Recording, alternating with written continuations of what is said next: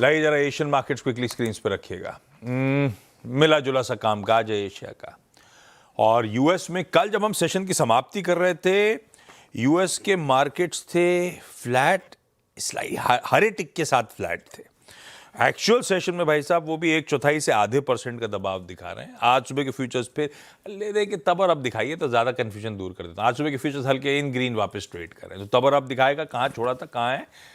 तो ऐसा कोई बुरा हैंडओवर बहुत ज़्यादा प्रेशर वाला नहीं है। हमारा मूड थोड़ा सा और ज़्यादा बिगड़ा हुआ है, ऐसे रीड करिए इसको। हम थोड़ा सा अंडर परफॉर्म आज फिर करेंगे एशिया में, और ये सब क्यूज को देखते हुए भी। खैर हरमाज भाई साहब, हो क्या रहा है, मूड है कैसा? गुड मॉर्निंग आशीष। पहले तो बैंक ऑफ जापान की पॉलिसी अगले शुक्रवार को है, लो भाई साहब, 19 पे आने वाली है, 19 तारीख को। और कल बाजार में कोई ऐसा बड़ा एक्शन तो देखने मिला नहीं, लेकिन बातों बातों में केविन हैसेट ने शायद एक इशारा दे दिया कि ब्याज दरें कटेंगी बुधवार को। जब सीएनबीसी को दिए हुए उन्होंने अपने ये हैसेट कौन है? ये फाइनेंस मिनिस्टर टाइप बोलूं? वो व्हाइट हाउस के आर्थिक सलाहकार हैं और फेड अगले फेड चेयर बनने के टॉप कंटेंट। अच्छा। तो कल सीएनबीसी को दिए हुए अपने इंटरव्यू में उन्होंने ये कह दिया कि जेरोम पावेल ने अच्छा काम किया है एक सर्वसम्मति बनाने के लिए कि ब्याज दरों में कटौती हो इस बार। तो अब ये किस तरह से आप इसे इंटरप्रेट करें? ये अभी फेड के वोटिंग मेंबर भी हैं? नहीं, ये फेड के वोटिंग कोई लेना नहीं। ना। तो ये एक बात उन्होंने कही इंटरव्यू के दौरान, और साथ ही साथ उन्होंने ये भी कहा कि जेरोम पावेल मेरे इस मत से सहमत है कि ब्याज दरों में धीरे धीरे ही सही मगर कटौती करनी चाहिए और डेटा पर ध्यान देकर जो है इंटरेस्ट रेट्स पर फैसला लेना चाहिए। लेकिन फेड जिस तरह से ये रवैया दिखाता है कि वो 6 महीने में पॉलिसी कहाँ होगी, अगर एक 6 महीने का रोड मैप अगर वो देता है तो वो एक गैर जिम्मेदाराना एटीट्यूड है, क्योंकि आपको आने वाले डेटा को देखकर फिर जो है अपनी पॉलिसी का रुख जो है वो तय करना चाहिए, ना कि 6 महीने पहले से आप ये बता दें कि भाई 6 महीने बाद मॉनेटरी पॉलिसी यहाँ होने वाली है। ये केविन हैसेट का बयान था। लेकिन इस बयान के बावजूद बाजार में कल कोई बड़ा एक्शन देखने नहीं मिला। डाउ भी 200 अंक गिरकर बंद हुआ, S&P 500, नैस्डैक भी फ्लैटलाइन के नीचे ही बंद हुए हैं। अभी भी प्रोबेबिलिटी सीएमई के हिसाब से 87% ही है, तो कोई बड़ा बदलाव इस बयान के बावजूद हुआ नहीं है। वार्नर ब्रदर्स का जो अधिग्रहण होने वाला है नेटफ्लिक्स के जरिए, उसमें एक नया अध्याय जुड़ गया है।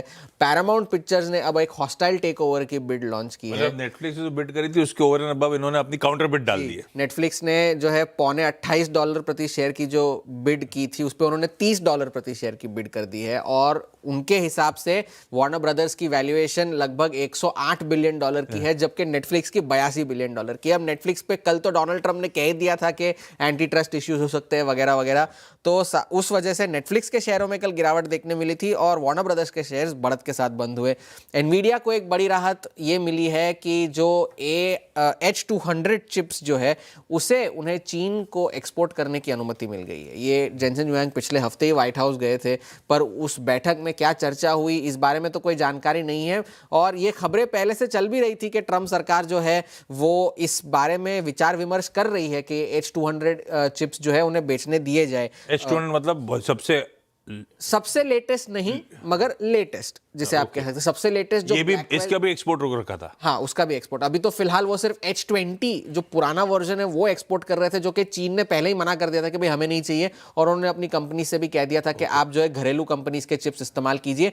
इस मंजूरी को जब ये चिप्स बिकेंगे उसका 25% हिस्सा ट्रंप सरकार को देना होगा, एनवीडिया को, ये तय हुआ है। साथ ही साथ लेकिन ये जो सबसे एडवांस जो है ब्लैकवेल चिप्स, जिसकी जेनसेन ह्युआंग काफी बात करते हैं, और जो आने वाला वर्जन है वो इस अनुमति का हिस्सा नहीं है, वो नहीं बेचे जा सकते। और ये जो मंजूरी मिली है वो ना सिर्फ एनवीडिया बल्कि इंटेल और AMD को भी लागू होती है। डोनाल्ड ट्रंप ने कल एक बहुत बड़ी बात कही थी रिपोर्टर्स से बातचीत करते हुए कि वो शायद भारत से एक्सपोर्ट होने वाले चावल और कनाडा से एक्सपोर्ट होने वाला जो एग्री फर्टिलाइजर है उस पर टैरिफ लगाने की सोच सकते हैं, क्योंकि कई सारे किसानों ने उन्हें ये कहा है कि राइस डंपिंग की वजह से उनके जो चावल है वो कंपेटिटिव नहीं हो पाते मार्केट में वहाँ के। और साथ ही साथ भारत ही नहीं बल्कि वियतनाम और थाईलैंड का भी नाम इसमें आया है। और साथ ही साथ लेकिन अब तक कोई फैसला नहीं लिया गया है, और उन्होंने कहा है कि हम देख लेंगे, ये डोनाल्ड ट्रंप का will take care of it. Rice dumping के बारे में जब उनसे पूछा गया तो। और अगर ये कनेडियन फर्टिलाइजर्स पर भी अगर कोई टैरिफ वैरिफ लग जाती है तो किसानों की मुश्किलें और बढ़ सकती है, क्योंकि कनाडा सबसे बड़ा सप्लायर है यूएस के लिए। जापान में कल एक बहुत बड़ा भूकंप आया था 7.5 की मैग्नीट्यूड का। सुनामी वार्निंग्स इश्यू हुए थे लगभग 10 फीट की ऊंचाई के, लेकिन वो सारे वार्निंग्स अब हटा दिए गए हैं और कहा गया है कि अभी कोई खतरा नहीं है।